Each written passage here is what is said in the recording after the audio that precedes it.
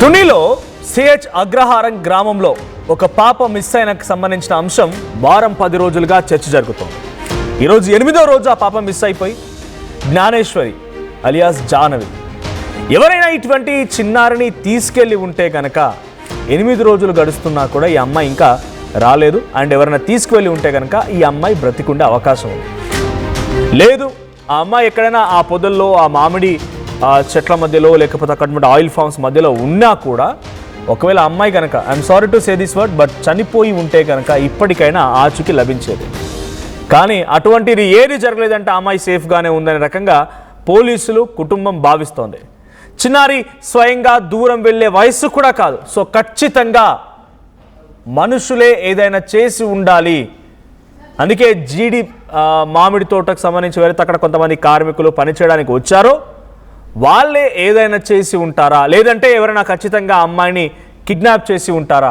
ఆ అమ్మాయి ఒకవేళ చనిపోయినా ఈ పాటికి ఏదో రకమైన ఆధారం దొరికేది. లేదు ఆ అమ్మాయి కొన్ని కిలోమీటర్ల వేగం వరకు పోలీసులు తనిఖీలు చేస్తున్నారు కాబట్టి అక్కడ ఉన్నా కూడా ఈ పాటికి ఆ అమ్మాయి దొరికేది. కానీ ఇది రెండూ జరగడం లేదనంటే ఆ పాప ఎవరో తీసుకువెళ్ళారు. ఎవరైనా తీసుకువెళ్ళి ఉంటే పాప సేఫ్గానే ఉంటుంది. సో పాపతో పాటుగా వెళ్ళినటువంటి కుక్క తిరిగి రావడం కూడా ఈ కేసులో కీలక మలుపుగా చూడాలి. ప్రస్తుతానికి కిడ్నాప్ కోణంలోనే పోలీసులు దర్యాప్తు ముమ్మరం చేస్తూ ఉన్నారు. సీసీటీవీ కెమెరాలు, మొబైల్ డేటా నుంచి కొత్త క్లూలని తీసుకునే ప్రయత్నం చేస్తున్నారు పోలీసులు. గతంలో రోజుల తరువాత సజీవంగా దొరికినటువంటి చిన్నారుల ఉదాహరణలు కూడా ఉన్నాయి. వాటిని గుర్తు చేస్తున్నారు నిపుణులు.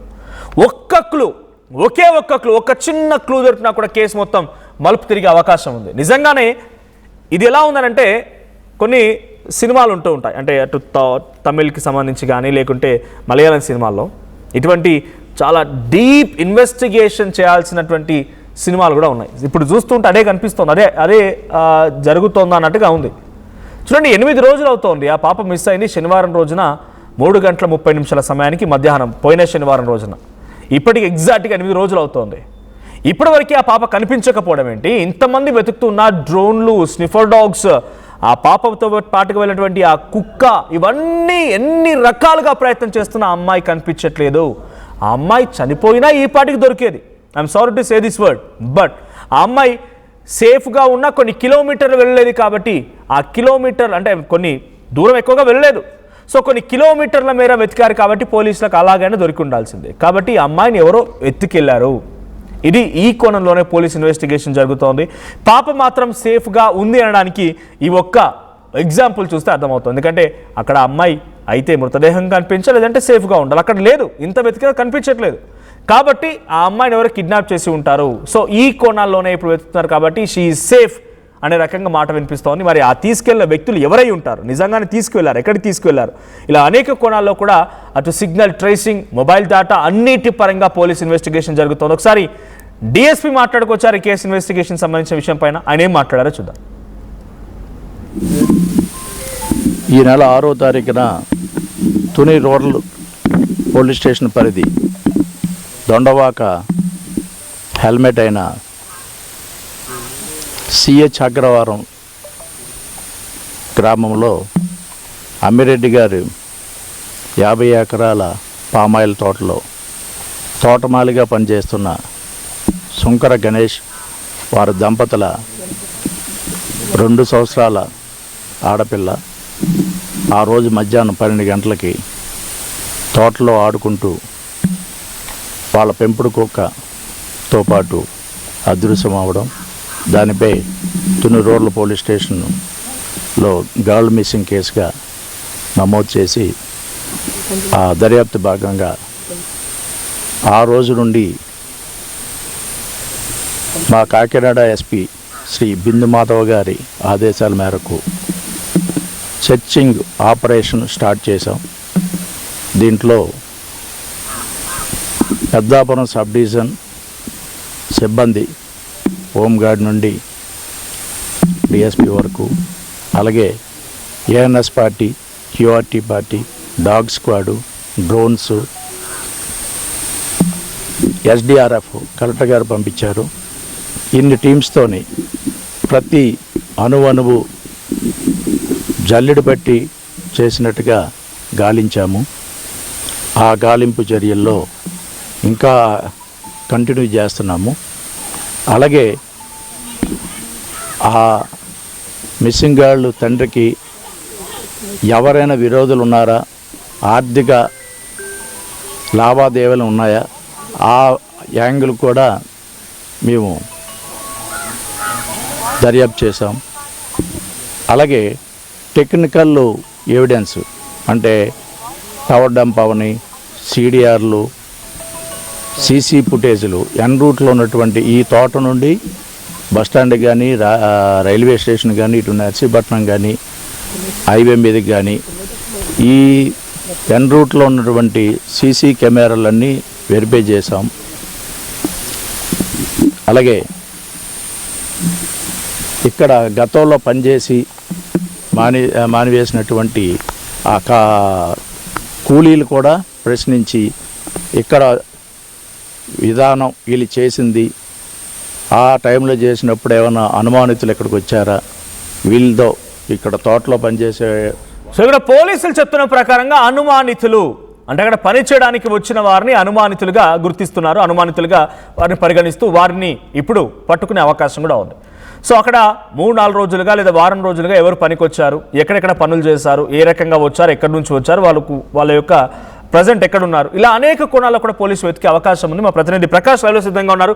ప్రకాష్, సో అమ్మాయి సేఫ్ ఎందుకంటే ఆ అమ్మాయి ఈ పాటికే సజీవంగా ఉన్నా దొరికేది, లేదంటే తను ఏదైనా ఇబ్బంది పడిపోయి ఐఎమ్ సారీ బట్ చనిపోయినా కూడా దొరికేది. కానీ ఆ అమ్మాయి ఎక్కడా కనిపించట్లేదు, కొన్ని కిలోమీటర్ల మేర పోలీసు వెతుకుతున్నారు కానీ ఆచూకీ లేదు. అంటే ఎవరైనా అక్కడికి వచ్చినటువంటి కార్మికులు అనుమానితులే ఈ యొక్క రకంగా అమ్మాయిని అపహరించి ఉంటారనే కోణంలో పోలీస్ దర్యాప్తు కొనసాగుతోంది.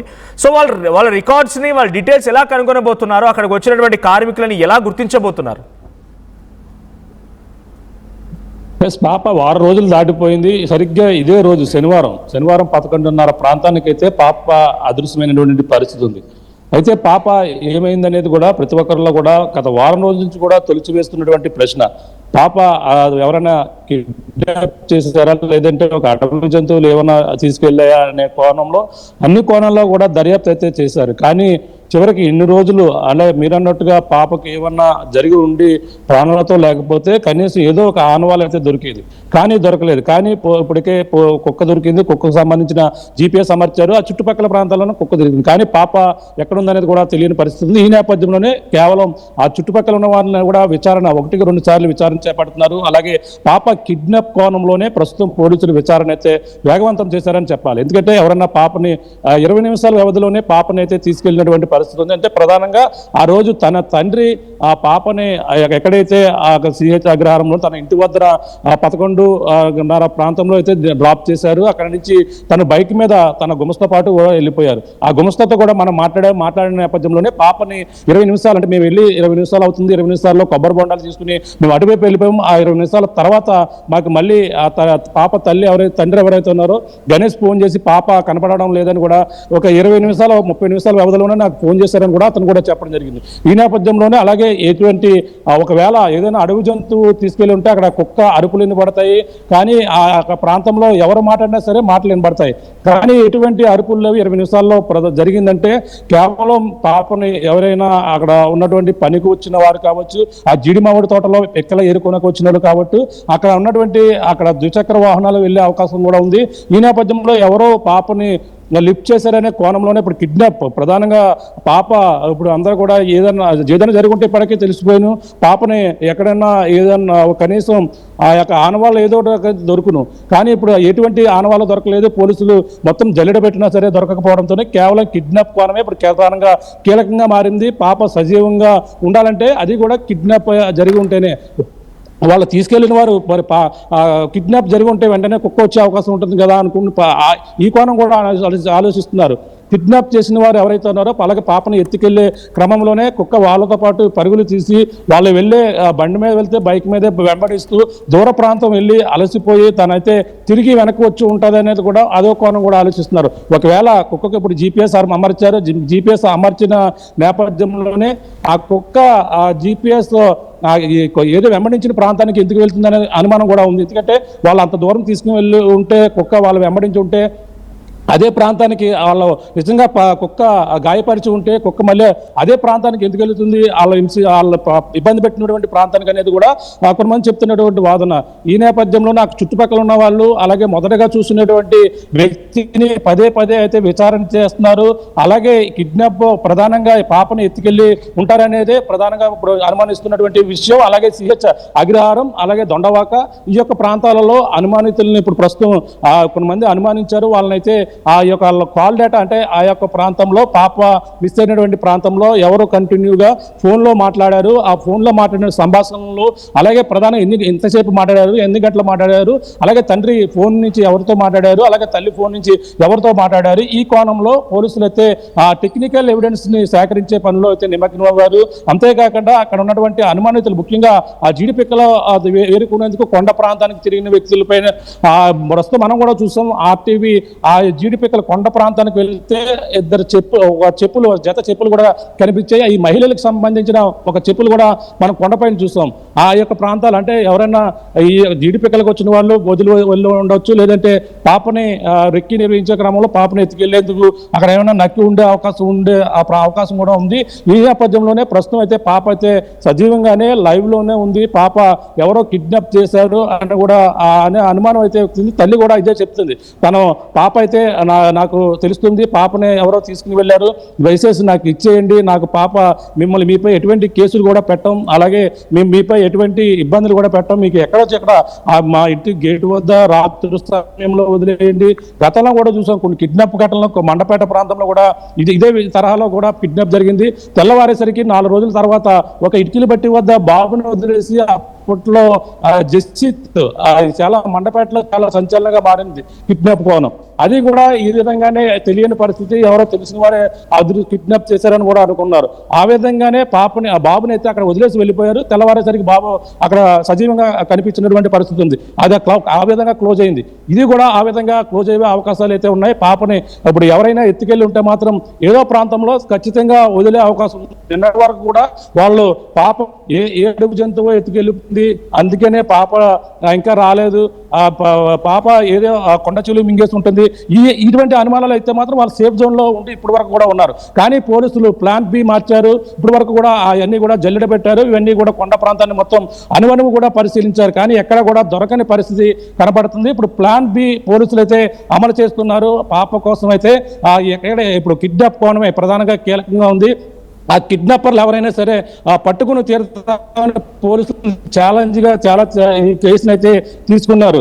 ఏదంటే ఏదో ఒకటి క్లూ దొరకాలి కదా అనే కోణమే ఉన్నప్పటికీ కిడ్నాప్ కోణమే ప్రధానంగా కీలకంగా మారింది. పాపను ఎత్తుకెళ్ళింది ఆ చుట్టుపక్కల తిరిగినటువంటి పనికి వచ్చిన వారు, ఆ యొక్క కొండ ప్రాంతాల్లో తిరిగిన వాళ్ళు, వీళ్ళంతా కలిపి ఇప్పుడు ఈ యొక్క ప్రాంతంలోనే సంచరిస్తున్నటువంటి పరిస్థితి ఉండే అవకాశం ఉంది. వాళ్ళే ఎత్తుకెళ్ళి ఉంటారని కూడా చెప్పుకొస్తున్నారు. కుక్కను మనం చూసాం. ప్రధానంగా ఆ పెంపుడు కుక్క దొరికిన వెంటనే దానికి క్లాత్ కప్పి ఆ స్మెల్ ఆధారంగా పోలీసు జాగిలానికి చూపిస్తే ఆ కుక్క నేరుగా ఆ యొక్క పామాయిల తోటలోంచి కుక్క వెళ్ళినటువంటి మార్గం నుంచి అటువైపు అయితే వెళ్ళడం జరిగింది. అటువైపు నుంచి 10 కిలోమీటర్ల వరకు కూడా ప్రయాణం చేసింది కుక్క. ఆ 10 కిలోమీటర్లు కూడా కొండపైన ప్రయాణం చేయడం అనేది కూడా కొంచెం అది కూడా మిస్టరీగా ఉంది. అంటే ఈ పోలీస్ జాగిలం 10 కిలోమీటర్ల వరకు కూడా కొండ ప్రాంతానికి వెళ్ళి ఆ యొక్క ప్రాంతంలో తిరిగి మళ్ళీ వెనక్కి వస్తే వచ్చింది. అంటే ఈ క్రమంలో కుక్క మరి పెంపుడు కుక్క అంత దూరం వరకు ఎలా ట్రావెల్ చేసిందని కూడా మరొక క్వశ్చన్ గా ఉంది. ఏదేమైనా కొంచెం మిస్టరీగా ఉన్నప్పటికీ అప్పుడు వరకు కూడా ప్లాన్ బి ప్రస్తుతం పోలీసులు అమలు చేసి కిడ్నాప్ కోణం ఎవరో లిఫ్ట్ చేస్తుంటారు. 20 నిమిషాల వ్యవధిలో పాప ఒకవేళ ఏదైనా జంతువు చేస్తే అక్కడ కేకలు వినబడతాయి, కనీసం కుక్క అరుపులు వినబడతాయి. కానీ ఏమి వినబడలేదంటే ఎవరో ఈ విధంగా వచ్చి పాపని చిన్న పాప కనీసం ఒంటి మీద కేవలం జుబ్బా మాత్రమే ఉంది, చేతికి బ్లాక్ ఏదైతే నల్లపూసలదో కాళ్ళకు పట్టీలు మాత్రమే ఉన్నాయి. అంటే ఈ ఎవరైనా తీసుకెళ్లే కోణంలో పాపని చాలా సింపుల్ గా 2.5 సంవత్సరాలు అంటే పాప 2 సంవత్సరాలు దాటింది అంతే. చాలా సింపుల్ గా పాపను ఎత్తుకెళ్లే అవకాశం ఉంటుందని కూడా చెప్పుకొస్తున్నారు. ఆ కోణమే ప్రస్తుతం కీలకంగా మారింది. మరి ఈ రోజు సాయంకాలానికి ఏదో ఒక అవకాశం వచ్చే అవకాశం ఉందని కూడా పోలీసులు ఈ క్లూ కోసం అయితే ప్రస్తుతం గాలిస్తున్నారు. Sachin, right, thank you Prakash. మొత్తంగా పాప విషయంలో ఇప్పటివరకు ఎటువంటి ఆచూకీ లభించలేదు అని అంటే ఎవరు అపహరించి ఉంటారనేది పోలీసు అనుమానం. అందుకే కాల్ డేటాని అక్కడికి వచ్చిన సీసీటీవీ కెమెరాస్ అన్నింటి కూడా పరిశీలిస్తున్నారు. సో ఇంత దూరం కొన్ని కిలోమీటర్ల వరకు అంటే ఆ పాప ఉన్నటువంటి నివాసం దగ్గర నుంచి ఒక 500 మీటర్లు 200 మీటర్లు దాటిందంటే ఒక ఎత్తైన కొండ, ఆ చుట్టూ అటవీ ప్రాంతం, మధ్యలో పామ్ ఆయిల్ తోటలు, జీడి మామిడి తోటలు ఇవన్నీ ఉన్నాయి. ఎవరైనా అక్కడికి వచ్చి పనిచేస్తున్న కార్మికులే ఈ రకంగా చేసి ఉంటారా? అందుకే ఆ పాప అక్కడ ఏ రకంగానూ తను సేఫ్గా ఉన్నా, ఇంకేదైనా జరిగినా అక్కడ ఎక్కడా ఆచూకీ లభించలేదు అని అంటే ఎవరైనా అపహరించి ఉంటారా అనే కోణంలోనే పోలీసులు దర్యాప్తు ముమ్మరం చేస్తున్నారు. ఒకసారి ఈ అంశం పైన డిఎస్పీ మాట్లాడుకొచ్చారు. ఆయన ఏం మాట్లాడారో చూద్దాం. ట్రేస్ అయ్యేంత వరకు అంటే వారం రోజులుగా ఎలా ఒక డాగ్ మీద ఆధారపడిన పరిస్థితి ఉంది. అంతే ఇంకా టీం పనిచేస్తుంది, కనీసం ఏమీ దొరకలేదా? చెప్పాను కదండి, టెక్నికల్ వాల్యూస్ని ఎవిడెన్స్ మీద కూడా మేము ఇది చేసాము.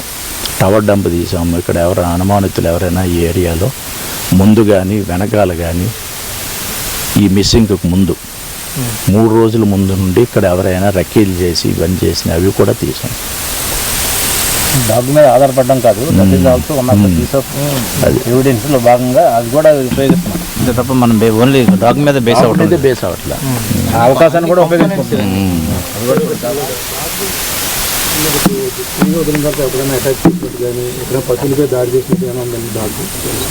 ఇప్పుడు ఈ డాగ్ ఎక్కడ చేయలేదండి, ఎక్కడ చేయలేదు. ఆఫ్టర్ 4 days మళ్ళీ రిటర్న్ వచ్చిన తర్వాత యజమాని మీదకి వెళ్ళింది. ఒకసారి వైల్డ్గా బిహేవ్ చేసింది. మంది అంటున్నారు పశువులపై అలాంటి చూస్తుంటే వాటిపై దాడి చేయడానికి ప్రవర్తిస్తుంది. ఇప్పుడు కూడా గేదెలపై దాడి చేస్తుంది. అంటే ఏదన్నా జంతువుని చూస్తుంటే దాని భయం అలా కలిగి దాడి చేసే ప్రయత్నం చేస్తున్నారు. లేదండి, అది మా నోటీస్లో రాలేదు. అది అది మూమెంట్, ఫ్రీ మూమెంట్ ఇచ్చేసామండి. ఆ GPS మనం ఎప్పుడైతే దానికి తగిలించో అది ఫ్రీ మూమెంట్గా ఫ్రీగా తిరగాలి. అది తిరుగుతేనే అది ఎక్కడికి వెళ్ళాలి ఏంటి, ఆ 4 రోజులు ఎక్కడెక్కడ అది తిరిగింది అనేది మనకు వస్తుంది. ఇంకా దాని మీద ఉంది, ఆ ప్రాసెస్లో నడుస్తుంది.